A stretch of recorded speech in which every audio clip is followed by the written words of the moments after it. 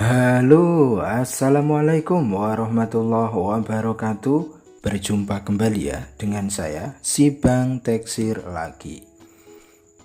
Bagaimana kabar sobat-sobat Teksir? Mudah-mudahan selalu baik-baik saja ya. Oke, di konten kali ini kita akan belajar bersama-sama kembali edisi HP-HP rongsokan ya sobat-sobat semua. Untuk di konten kali ini kita pilih HP yang mana dulu ya? Asus dulu ya, enggak apa-apa ya. Di konten kali ini kita akan coba bedah kasusnya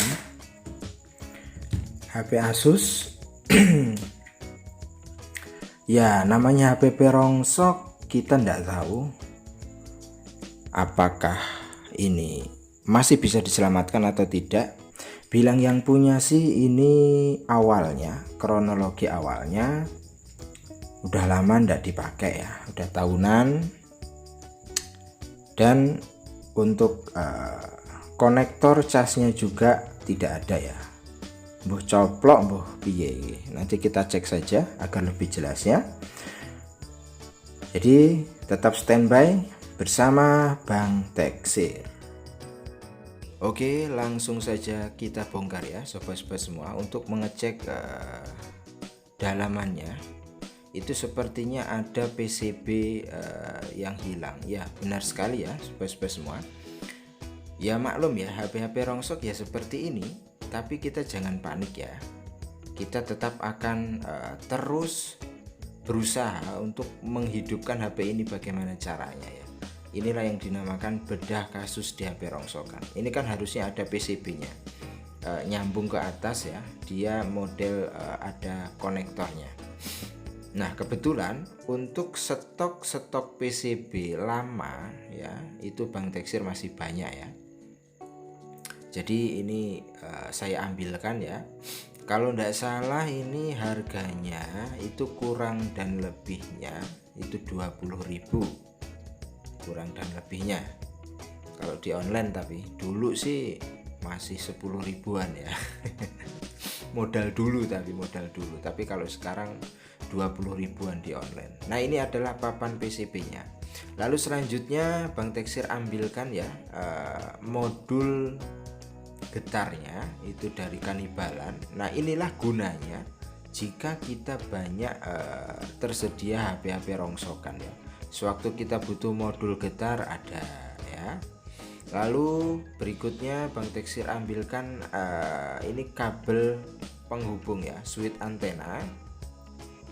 Ini penting, kalau ndak ada ini ndak stabil sinyalnya, bahkan tidak ada sinyal. Dan untuk pemasangannya mohon hati-hati. Ini saya ambilkan juga dari Kanibalan ya, karena bawaan dari PCB itu tidak ada ya. Jadi bawaan dari PCB itu ndak ada modul getar dan nggak ada kabel switch antenanya. Nah ini ada tempatnya, jadi kita selipkan di tengah agar rapi ya. Nah itu kan sudah tersedia, dan mohon hati-hati karena ini sangat rawan sekali patah. Nah ketika kita nanti sudah berhasil untuk mengganti PCB-nya ini, kita akan tahu ya kalau HP itu kerusakannya di mana kan gitu.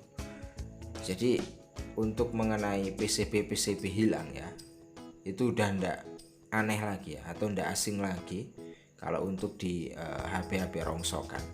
Bahkan PCB pun sampai hilang ya. Nah ini kita rapikan lagi ya sobat-sobat semua. Switch antenanya kita hubungkan ke PCB bagian atas, tentu dengan hati-hati agar pekerjaan kita itu kalau hati-hati itu tidak nombok ya. Lalu kita rapikan kembali. Selanjutnya kita akan coba pasang baterainya ya. Ini masih bawaannya. Kita pasang, lalu kita akan coba apakah bisa dicas atau enggak. Oke, kita tunggu. Oke, mantap jiwa, membahana ya. Baterai pun tampil ya barnya, dan itu bisa dilihat ya persenannya atau presentase baterainya itu berjalan. Itu tandanya pemasangan PCB sudah berhasil dan tidak ada kendala. Selanjutnya kita rapikan lagi dengan pasang baut-baut kembali ya. Dan langkah selanjutnya kita akan uji coba kembali. Kita akan hidupkan apakah ada masalah lain atau tidak ya. Karena di Asus ini, mengingat Asus seperti ini, khusus yang Intel itu rawan sekali banyak permasalahan ya, sobat-sobat semua. Oke, ini tombolnya juga sudah darurat. Kita akan coba hidupkan. Nah, itu bisa dilihat ya, sobat-sobat semua. Kameranya tidak fokus ini. Ini juga sudah jumperan ya. Tombolnya juga bukan fleksibel aslinya. Oke. Karena ini ngedrop, kita sambil cas guys. Kita akan coba telusuri terus apakah ada masalah lain atau tidak ya. Oke, untuk pengecasan aman, masih berfungsi. Itu kelihatan LCD-nya bergaris ya. Kalau untuk LCD banyak saya kanibalan, jadi tidak perlu modal. Pokoknya kalau punya HP rongsok itu manfaat ya.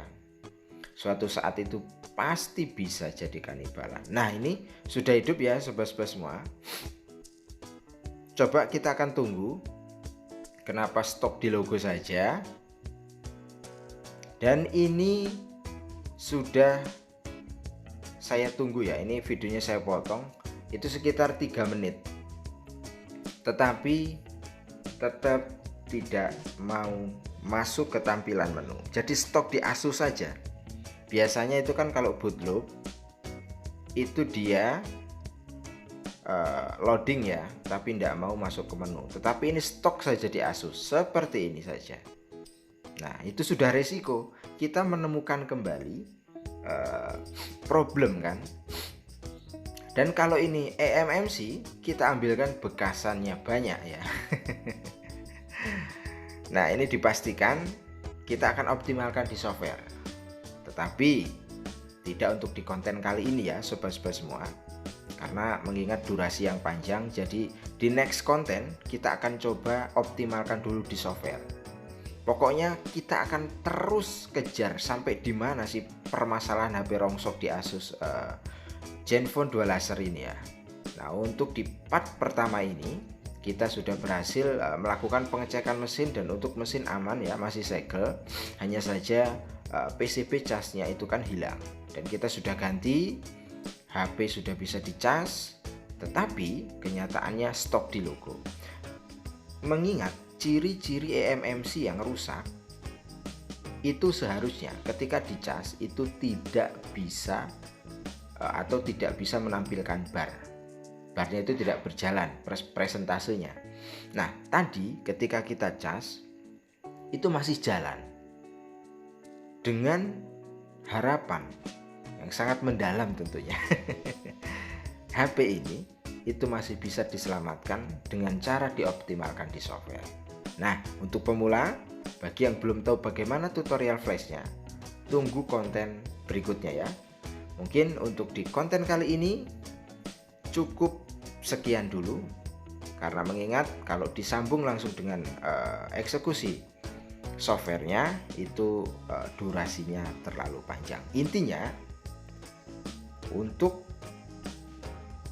menghadapi HP-HP rongsok kita harus sabar dan siapkan skill ya. Dan kita akan terus cari tahu ini dari sampai di mana sih masalah-masalah yang akan diberikan HP Asus ini ya untuk kita hadapi. Jadi untuk pemula tetap semangat, meskipun edisi-edisi HP rongsokan, justru dari situlah kita banyak belajar. Nah, ini bisa dilihat ya, kita sambil ngobrol aja stok di logo ya, ndak pindah-pindah, stok di logo Asus saja. Dan ini memang sudah dipastikan boot loop total. Jadi langkah selanjutnya insya Allah di next konten kita akan coba untuk dioptimalkan softwarenya. Mudah-mudahan bisa menambah pengalaman dan wawasan baru lagi ya sobat-sobat semua. Jadi tunggu saja, bagi yang belum subscribe ya monggo di subscribe. Insya Allah kita belajar bersama-sama di channel Teknisi Musafir ini, karena isinya adalah tutorial-tutorial untuk servis HP pemula ya. Mungkin itu saja untuk konten pada kali ini, pengecekan dan penggantian ya PCB cas di Asus Zenfone 2 Laser ini. Sampai berjumpa lagi di konten berikutnya. Kurang dan lebihnya saya mohon maaf. Ojo lali ngopi. Assalamualaikum warahmatullahi wabarakatuh.